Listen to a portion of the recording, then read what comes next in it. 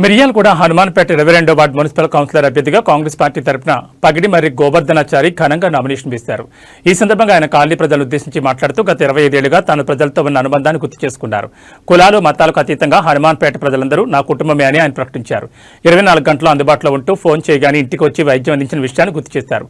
Corona సమయంలో ప్రాణాలకు తెగించి 3000 నుంచి 4000 మాస్కులు కుట్టించి పంపిణీ చేయడమే కాకుండా బాధితులకు నాడి చూసి ప్రథమ చికిత్స అందించిన వైనాన్ని వివరించారు. లాక్డౌన్ సమయంలో బియ్యం, కూరగాయలు, డ్రై ఫ్రూట్స్ పంపిణీ చేసి ఆకలి తీర్చిన వైనం అందరికీ తెలిసిందేని అన్నారు. తన సేవలను గుర్తించి హస్తం గుర్తుపై ఓటు వేసి అత్యధిక మెజార్టీతో మున్సిపాలిటీకి పంపించాలని ఆయన ప్రజలను వేడుకున్నారు.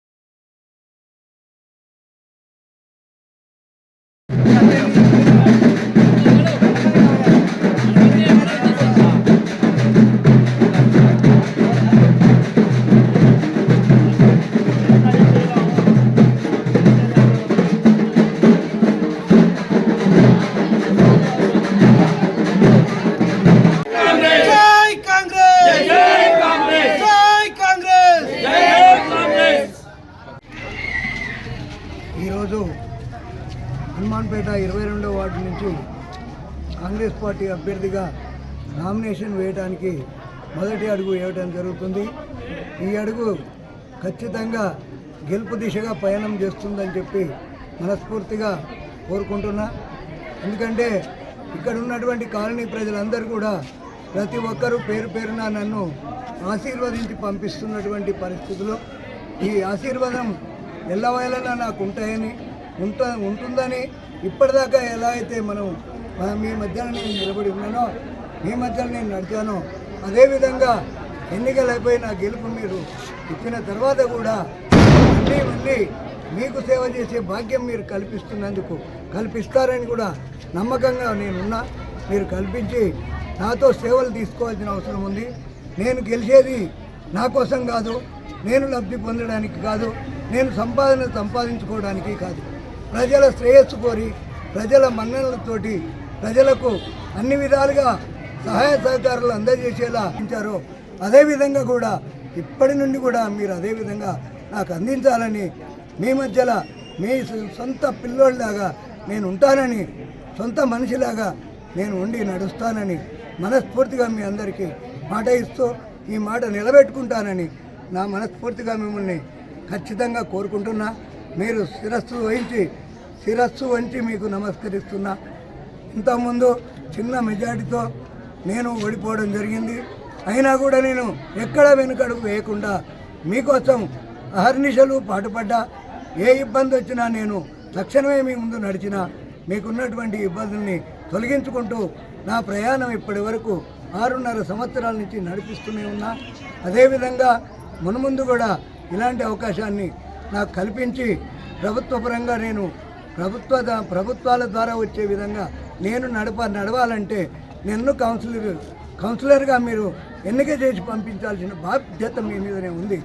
ఎందుకంటే మీరు కౌన్సిలర్గా నన్ను పంపిస్తేనే ప్రభుత్వం నుంచి వచ్చేటువంటి ప్రతి ఫలాలు మొత్తం కూడా మీకు చేరవేసే కార్యక్రమాన్ని నేను ఖచ్చితంగా తీసుకుంటానని కాలనీ ప్రజలందరికీ, నా అక్కలకు, నా చెల్లెళ్లకు, నా యొక్క సహోదరులకు, అన్నలకు, తమ్ముళ్లకు అందరికీ కూడా పేరు పేరున కోరుకుంటూ నన్ను దీవించాలి.